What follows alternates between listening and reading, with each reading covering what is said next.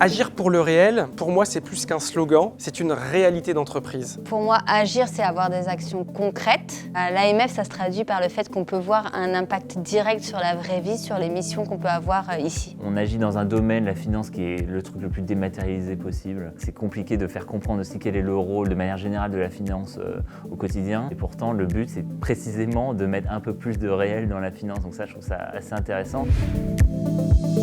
Au quotidien, je pense qu'on agit pour le réel, puisqu'en fait, l'une de nos missions, c'est quand même de protéger l'épargne, protéger les investisseurs. En travaillant à la DREP, on est le premier interlocuteur à destination des épargnants. Donc, outre la pédagogie, il y a aussi un rôle de mise en garde, d'alerte. Agir pour le réel, agir pour le concret, oui, je pense que c'est une réalité dans nos métiers. À la surveillance, on a une mission donc, de faire de la détection d'abus de marché pour aider à rendre le marché plus intègre et continuer à l'améliorer.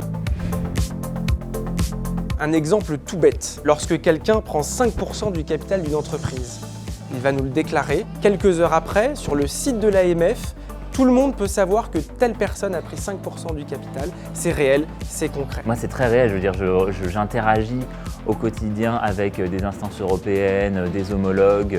La particularité de mon job est de chercher des compromis à 27. Et ça, c'est quelque chose de très réel parce que ça prend beaucoup d'efforts, beaucoup de compréhension de l'autre. On fait en sorte que l'information soit claire, non trompeuse pour les futurs investisseurs. Dans le cadre de mes missions, je dirais le maintien des systèmes d'information, c'est un peu aussi les veines de l'AMF. Donc c'est vrai qu'on est très dépendant de l'électronique. Donc j'ai l'impression de bien participer à ce que l'AMF tourne correctement.